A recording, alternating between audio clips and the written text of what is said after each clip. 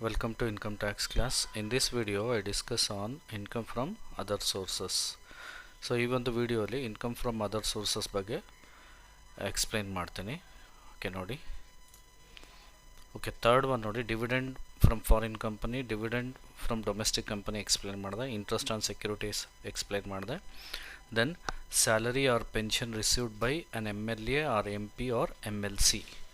So ಈ salary or pension received by MLA, MP or MLC will come under the head income from other sources, because MLA, member of Legislative Assembly, member of Parliament and member of Legislative Council, they are not the servant, they are not the employees of the government employees ಅಲ್ಲ ಅವರು, they are only representatives. ಹಾಗಾಗಿ ಅವರು ಏನು salary receive ಮಾಡ್ಕೋತಾರೆ, MLAಗಳಾಗಿರ್ಬೋದು, MP ಗಳಾಗಿರ್ಬೋದು ಮತ್ತು MLCಗಳಾಗಿರ್ಬೋದು, so ಇವರುಗಳ ಸ್ಯಾಲರಿ ಮತ್ತು ಪೆನ್ಷನ್ನು ಸ್ಯಾಲರಿ ಹೆಡ್ಡಲ್ಲಿ ಬರೋದಿಲ್ಲ, ಇನ್ಕಮ್ ಫ್ರಮ್ ಸ್ಯಾಲರಿ ಹೆಡ್ಡಲ್ಲಿ ಬರೋದಿಲ್ಲ. ಯಾಕೆ ಅಂತ ಹೇಳಿದ್ರೆ there is no master and servant relationship. Because of absence of master and servant relationship, whatever the salary that is salary or pension received by MLA,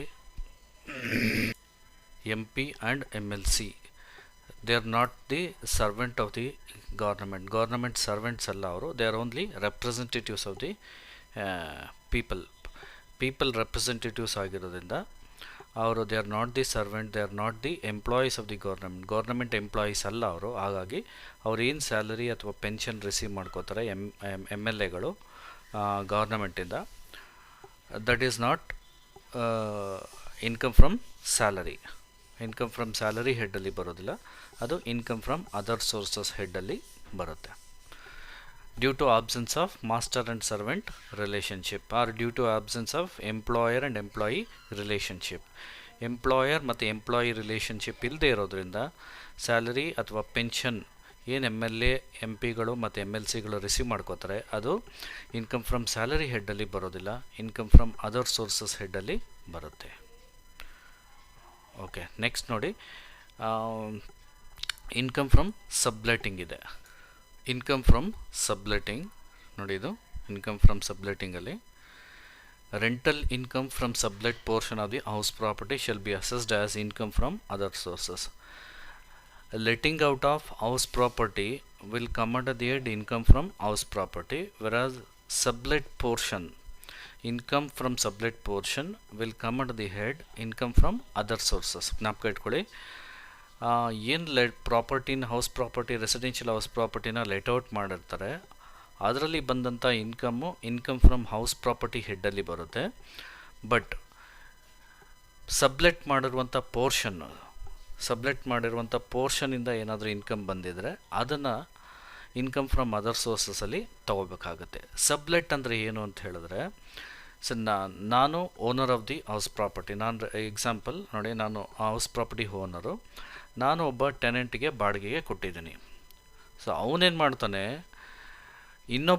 ಬೇರೊಬ್ಬರಿಗೆ sublet ಮಾಡಿರ್ತಾನೆ, ಬೇರೊಬ್ಬರಿಗೆ ಬಾಡಿಗೆ ಕೊಟ್ಟಿರ್ತಾನೆ, ಅದನ್ನು ಸಬ್ಲೆಟಿಂಗ್ ಅಂಥೇಳಿ ಕರಿತೀವಿ.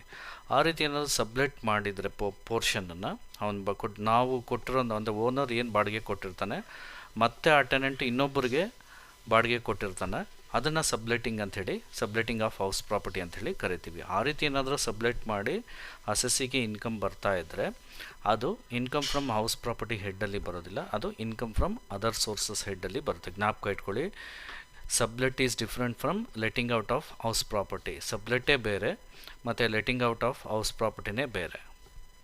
Letting out of house property will come under the head income from house property, whereas income from sublet of house property will come under the head income from other sources. ಅದು ಇಲ್ಲಿ ನೋಡಿ, rent of the sublet portion, ಏನು sublet ಮಾಡಿರುವಂಥ ಪೋರ್ಷನ್ಗೆ ರೆಂಟನ್ನು receive ಮಾಡ್ಕೋತಾ ಇದ್ದಾನೆ, ಅದು total ಇದು ಒಂದು ವರ್ಷಕ್ಕೆ. ಮತ್ತು ಅದರಲ್ಲಿ ಎಕ್ಸ್ಪೆನ್ಸಸ್ನ ಮೈನಸ್ ಮಾಡ್ಬೋದು, expenses on sublet portion. Sublet ಮಾಡಿರುವಂಥ ಪೋರ್ಷನ್ಗೆ ಏನು ಎಕ್ಸ್ಪೆನ್ಸಸ್ ಆಗಿದೆ ಅದನ್ನು ಅವನು ಮೈನಸ್ ಮಾಡ್ಕೊಳ್ಳೋದಕ್ಕೆ ಪ್ರಾವಿಷನ್ ಇದೆ. ಸೊ ಟ್ಯಾಕ್ಸಬಲ್ ಇನ್ಕಮ್ ಉಳಿದಿದ್ದು ಟ್ಯಾಕ್ಸಬಲ್ ಇನ್ಕಮ್ ಆಗುತ್ತೆ. This is about income from subletting of house property. Okay, next ನೋಡಿ, interest on fixed deposits, interest on securities ಮತ್ತು next one interest on fixed deposits ಅಂತ ಬರುತ್ತೆ. Interest on fixed deposits ಅಂದರೆ ಯಾವುದೇ ಬ್ಯಾಂಕಲ್ಲಿ ಆಗಿರ್ಬೋದು, ಕೋಆಪ್ರೇಟಿವ್ ಸೊಸೈಟೀಸಲ್ಲಿ ಆಗಿರ್ಬೋದು, ಅಥವಾ ಪೋಸ್ಟ್ ಆಫೀಸಲ್ಲಿ ಆಗಿರ್ಬೋದು.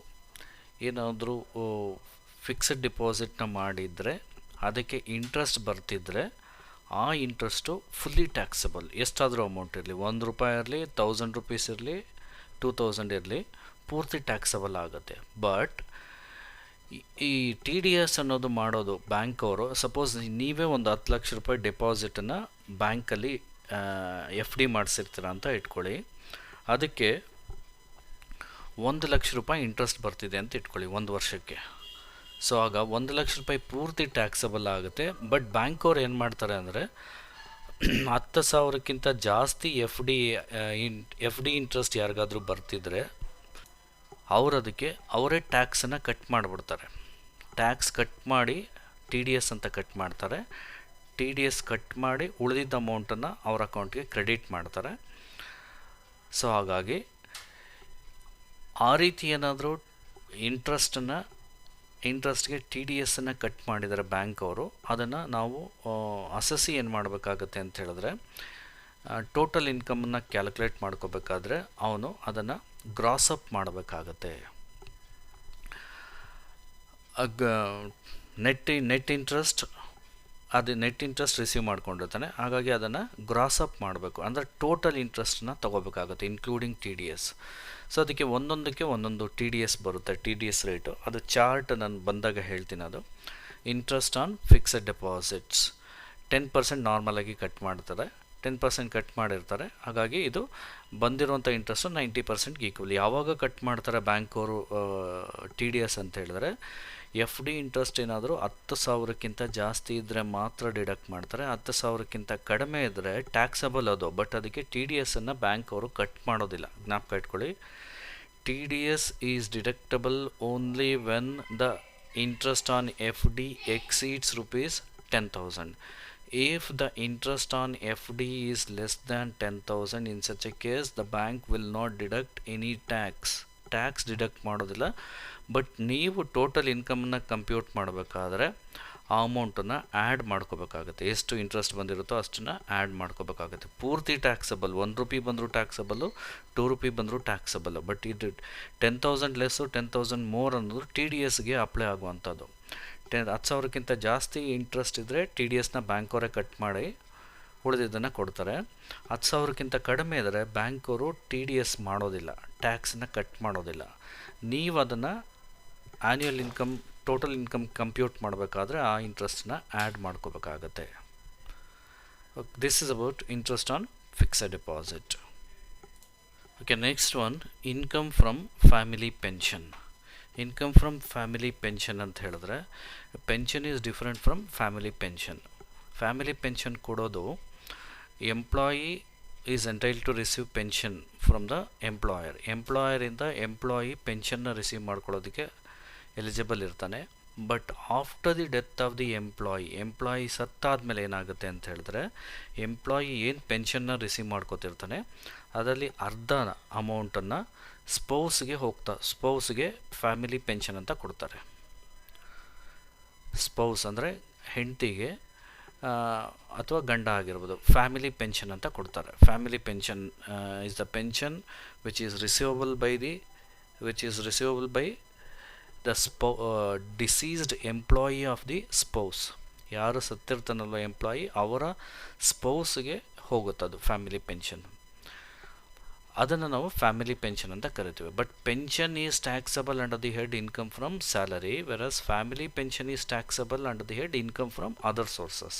ಜ್ಞಾಪಕ ಇಟ್ಕೊಳ್ಳಿ, pension is different from family pension. ಪೆನ್ಷನ್ನು ಎಂಪ್ಲಾಯಿ ತಗೋತಿರ್ತಾನೆ, ಹಾಗಾಗಿ ಅದು ಇನ್ಕಮ್ ಫ್ರಮ್ ಸ್ಯಾಲ್ರಿಯಲ್ಲಿ ಬರುತ್ತೆ. ಎಂಪ್ಲಾಯಿ ಡೆತ್ ಆಯಿತು ಅಂದರೆ ಏನಾಗುತ್ತೆ ಅಂತ ಹೇಳಿದ್ರೆ, ಅವನ ಪೆನ್ಷನ್ನು ಯಾರಿಗೆ ಹೋಗುತ್ತೆ ಅಂದರೆ ಸ್ಪೌಸ್ಗೆ ಹೋಗುತ್ತೆ. ಪೂರ್ತಿ ಪೆನ್ಷನ್ ಕೊಡೋದಿಲ್ಲ, ಅದರಲ್ಲಿ ಅರ್ಧ ಅವರು ಪರ್ಸೆಂಟೇಜನ್ನು ಫಿಕ್ಸ್ ಮಾಡಿರ್ತಾರೆ. ಫ್ಯಾಮಿಲಿ ಪೆನ್ಷನ್ ಎಷ್ಟು ಕೊಡಬೇಕು after the death of the employee ಅಂತೇಳಿ, ಅಷ್ಟು ಸ್ಪೌಸ್ಗೆ ಹೋಗುತ್ತೆ. ಅದನ್ನು ನಾವು ಫ್ಯಾಮಿಲಿ ಪೆನ್ಷನ್ ಅಂತ ಕರಿತೀವಿ. Family pension received by the deceased employee of the spouse is taxable under the head income from other sources. Income from other sources ಹೆಡ್ಡಲ್ಲಿ ಬರುತ್ತೆ. But ಡಿಡಕ್ಷನನ್ನು ಕೊಡ್ಬೋದು. ಎಷ್ಟು ಡಿಡಕ್ಷನ್ನ ಕೊಡ್ಬೋದು ಅಂತ ಹೇಳಿದ್ರೆ ನೋಡಿ, 1/3 of the family pension or 15,000 whichever is less shall be deductible out of the total family pension received by the deceased employee of the spouse per annum.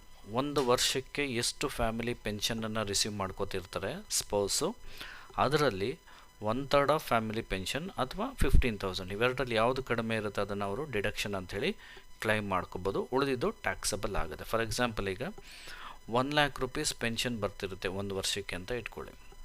So 1 lakhಲ್ಲಿ 1/3 ಅಂತ ಹೇಳಿದ್ರೆ 33,333 ಆಗುತ್ತೆ. 33,333 ಆರ್ 15,000 ಇವೆರಡರಲ್ಲಿ ಯಾವುದು ಕಡಿಮೆ ಇದೆ? 15,000 ಕಡಿಮೆ ಇದೆ. ಹಾಗಾಗಿ 1 lakh ಫ್ಯಾಮಿಲಿ ಪೆನ್ಷನಲ್ಲಿ 15,000 ಡಿಡಕ್ಷನ್ ಅಂತೇಳಿ ಮೈನಸ್ ಮಾಡಿ ಉಳಿದಿದ್ದು 85,000 ಟ್ಯಾಕ್ಸಬಲ್ ಆಗುತ್ತೆ. This is about income from family pension. With this I conclude today's session. Thank you.